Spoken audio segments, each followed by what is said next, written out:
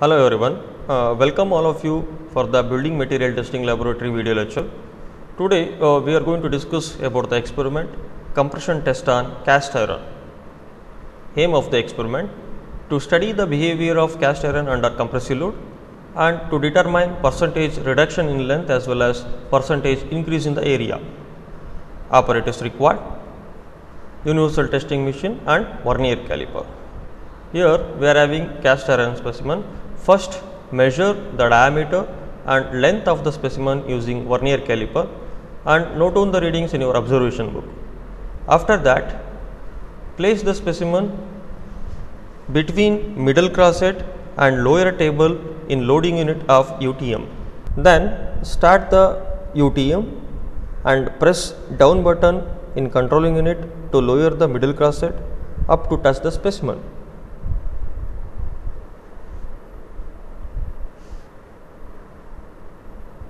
After that, press on button and close both left and right wall, then tear the load and reset the displacement. After that, gradually release the right wall to apply the load in loading unit. Now the specimen is subjected to gradual loading and note down the load and the displacement readings in digital display at specific increment of load and displacement. If you observe the readings, it will reach the maximum value and it will come back. That will be the ultimate value. We need to note down that maximum load also. The test is continued until the specimen get fractured.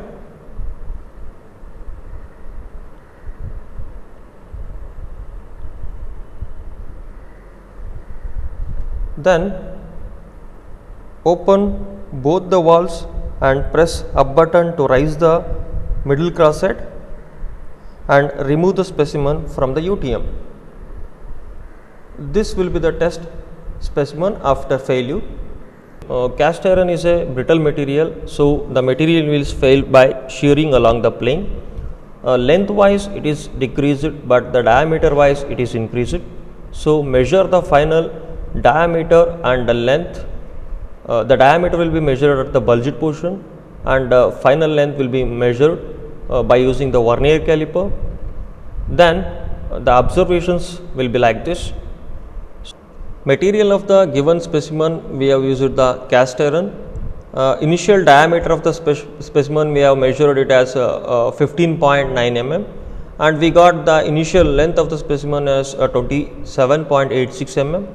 Initial cross sectional area is given by pi d square by 4. If I use the initial diameter 15.9, we got the value as 198.55 mm square and we measure the final diameter at the bulged portion. We got the value as 18.3 mm and final length as 24.5 mm.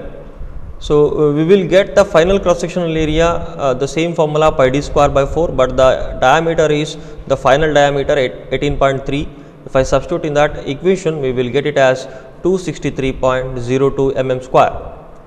After the calculation, so we have already note down the readings. If I consider the tabulation like this, the load and the deformations are the readings taken by the controlling unit of the UTM. So there I consider the value of load with respect to the deformation with the regular interval 0.2 mm for 0, 0.2, 0.4, 0.6, 0.8. So I got the load in terms of kilonewton.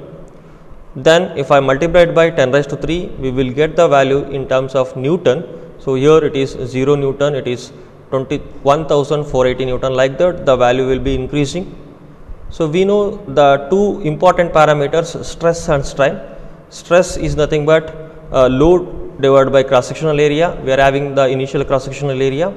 If I substitute the values, we will get the stress in terms of Newton per mm square, and we know the second important parameter, strain, which is given by change in length by virginal length. So if I substitute the value of the change in length with respect to the virginal length of the specimen, we got the values of the strain like this.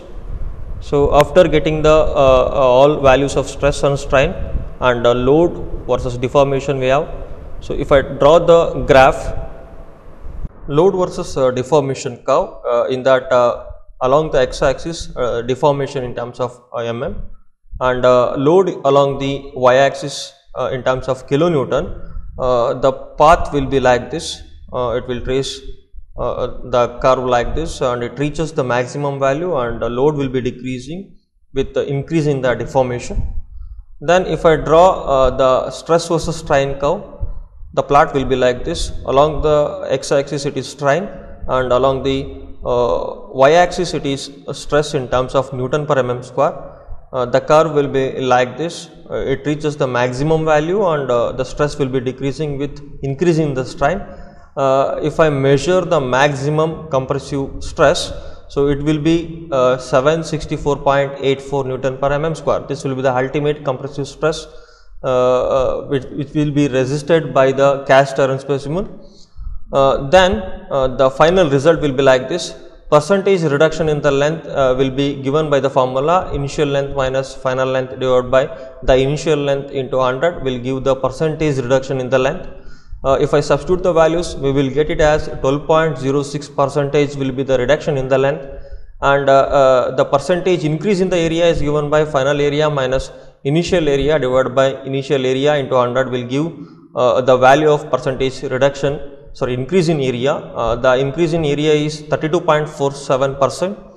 Then ultimate compressive stress from the graph we got it as 764.84 Newton per mm square. So these values are very helpful for design of structural component which are expected to be under pure compression action in the working condition. So this will be the end of the experiment. Thank you one and all.